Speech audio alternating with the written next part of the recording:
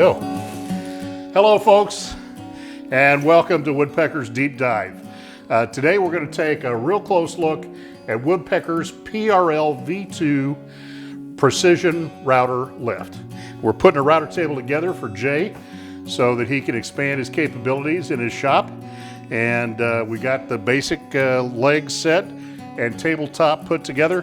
Now we're going to take a look at the most important part of our router table system, and that is the router lift. Jay, let's grab that and take a look. All right. So we're going to do a full unboxing today. We're going to take it out of the box, show you all the components, and take a real close look at how it goes together.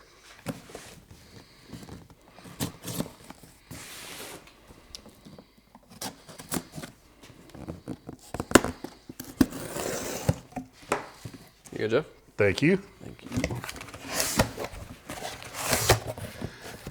All right.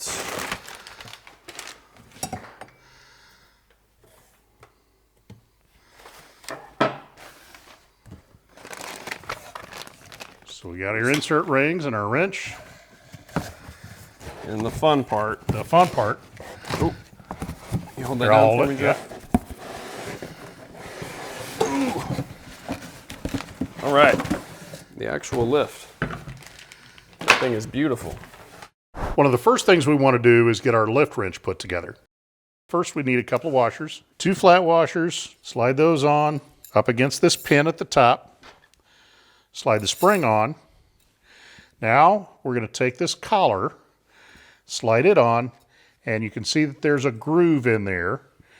And we want to slide that up, and Jay, if you could tighten that set screw just a little bit.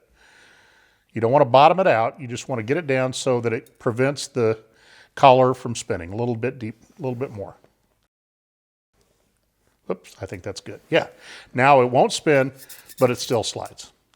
All right, so that's our lift wrench assembly.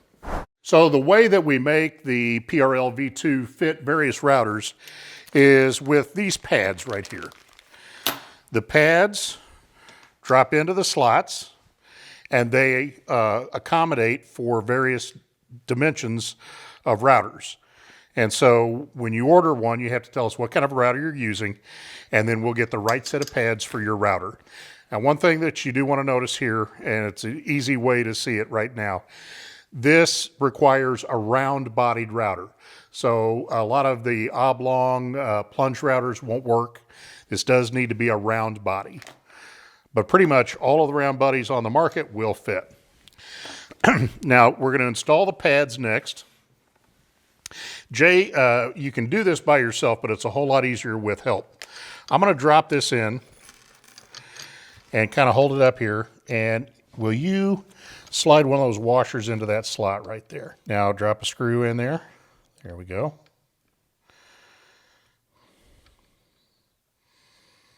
Perfect. Now we need to do that 2 more times. So Jay's got the 3 pads installed. Now, Jay, pop that insert out with the spanner there. And we're going to set this up on my vise so that when we put the router in, it can slide through. So here on my finished router table, let me explain why I've got the lift set up over top of the vise right now. On a lot of routers, you can install it so that you can do all of your bit changes from above the table. But for that to work, obviously, the collet has got to come all the way above the plate. Okay, so on those routers where we can do that, we want to support the plate upside down so that the collet can go all the way to the bottom. So that's what we've got over here with the router plate set up so that the router could go all the way through. Now, Jay, while you're dropping that in, watch these index pins right here that go to the regular plate for the router. Make sure they slide right through the middle of the pads. Make sure everything is lined up just like that. I'm going to turn this around so we can see what's going on. Now tighten these 3 set screws right here.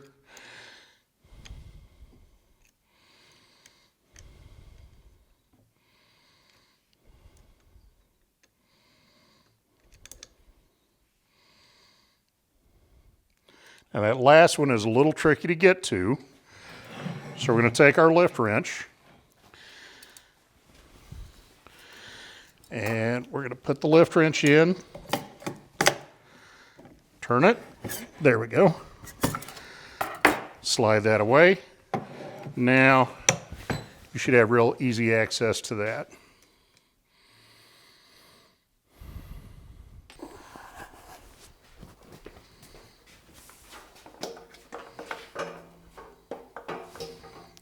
Turn it around one time, there you go, so that the switch is to the front and the micro adjuster is to the front.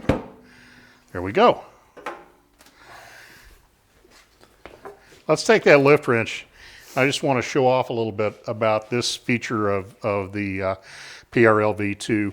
It's just so simple to adjust the router up and down.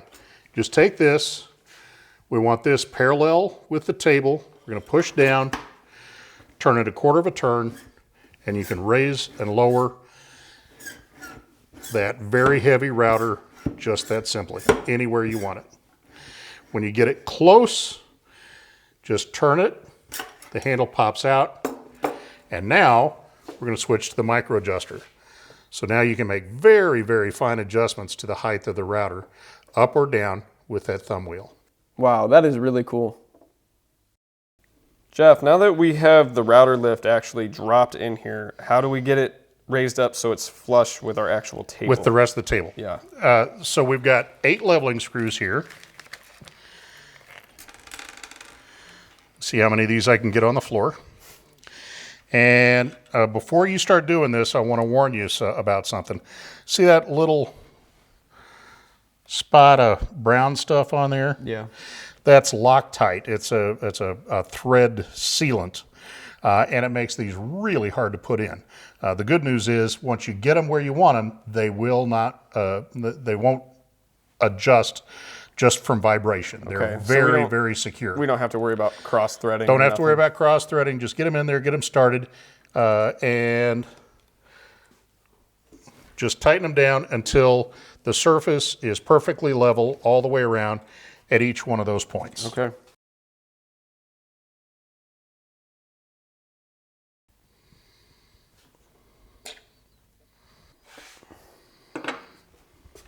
All right. I got all 8 leveling feet set and the router plate is flush with the router table. So now we can move on to the next step. So let me know what that is, Jeff, and let's get her going. Let's take a look at the inserts. Okay, so we have lots of different sizes of this insert, drops in place like that, and either tightens or loosens with the spanner. Okay, and this one, see that little inset right there? That's the perfect size for a Porter cable style guide bushing. Oh, perfect. And the PRL-V2 also comes with 2 more. A big one for big router bits that's 2 5/8. And then we have a nice little one to take care of your very small bits. So if you have more size, if you need more sizes than this, what do you do? We have another completer set that this will give you everything from no hole at all, which is nice when you're using it as a work surface, and 3/4 of an inch. The 1 inch comes with it, and it goes all the way up to 2 3/8. With lots of steps in between. That's 2, 4, 6, 8 sizes plus the 3 that come with it. Perfect. So you're pretty much covering all your tracks there. All your bases. So Jeff, what's this last piece that was included with the bag with the lift wrench? Jay, that's a starter pin. There are 4 locations on the plate where that can thread in, and that's going to make it much easier to start a freehand cut. Okay. Let me show you what I mean. This is a perfect chance for you to get some practice installing a bit. All right, so if we're going to put a bit in, What's the first thing we're going to do? We're going to take the lift wrench. Lift it all the way up. But key thing is making sure that is pointed parallel towards here. Right. Because a lot of people can easily just do that. Exactly. Do it the wrong way. Point it away. There you go. Okay. Press down. When it bottoms out, turn it. Now you can pick it up. Now turn it and out. There you go. Perfect. There we go. Jay, drop that round over bit in the router for us. Yeah, leave it up just a little bit. There we go. Okay, now go ahead and lock the collet.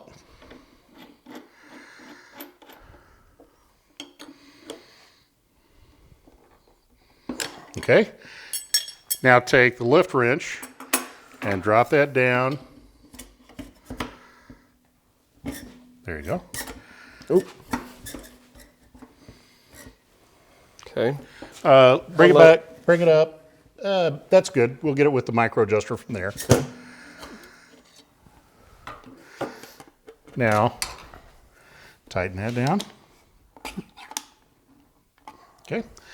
You can see that's just a perfect fit for that. And we are just about on line with the table. We'll just take the micro adjuster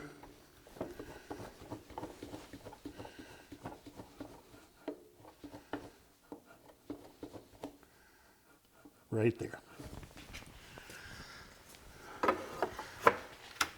So, if we're doing something with a curve on it, an irregular shape, and we want to follow the bearing, we don't need to put the fence on. In fact, we can't put the fence on if it's got a curve to it. But instead of just trying to lead it straight into the router, we can take our piece, hold it against the starter pin, and lean it gently into the cutter until you have contact between the starter pin and the bearing. So it gives you a little reference point. It gives you a reference point to get started. It's a little safer. Exactly. Gotcha. And you have 4 different positions that you can use that from. There, there, there, and there. Nice. Whichever one fits your project the best. Perfect. Jeff, what is going on here? Why does this say brake next to the micro adjustment handle? Okay, so the brake limits the elevation system from going up and down on the table.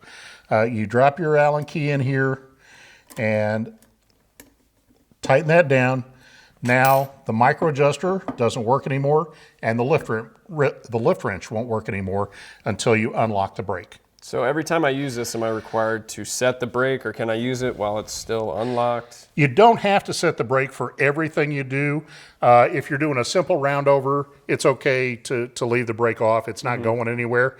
I use the brake when I'm doing something super critical, like if I'm doing cope and stick doors, I'm going to set the brake. Gotcha. If I'm doing a molding where I'm going to do hundreds and hundreds of feet of it, I'm going to set the brake. So it's safe to operate it without It's completely safe to operate without setting the brake, but it will make sure that that is not creeping up and down on you at all. Okay, so what's that? Jay, that's a scale that shows us the change in elevation. Let's see, let's set the brake. Okay, now we, just a few minutes ago, we adjusted this so that our roundover bit was level with the table right at the shoulder. So that's going to give us a roundover. If we want a bead instead of a roundover, meaning that it's got a shoulder in it, we want to raise that up. Let's raise it up 1/16 of an inch. So the first thing to do is to go to the scale and spin that around until the 0 is right on the index mark. Okay. Now, we'll unlock the brake.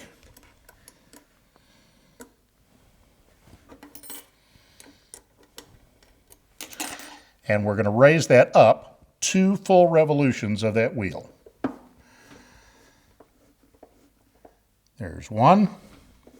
So what is the scale set in? Since we had to do 2 revolutions, so we're doing 1/16 of an inch, 2 revolutions. Right, 2 revolutions, 1/32 for each revolution. 2 revolutions gives us 1/16. Okay. And now our shoulder is 1/16 of an inch above the table. So we got the scale built into the table. It's built right into the table. You can zero it out. You can zero it out at any point, and then it'll give you the elevation change up or down from there. That's really cool. I like that feature. Is this available on other tables? I'm not sure if anybody else has that, but I know that the thumb wheel elevation where you can do this, where you can see everything right where you're working, that is exclusive on the PRL-V2. Awesome. Okay, so you pretty much covered everything I've been wondering about on this router lift, except this scale. What is this for on each side? So these scales are a reference when you have a fence installed. Oh, okay. And that is what we're going to do next week.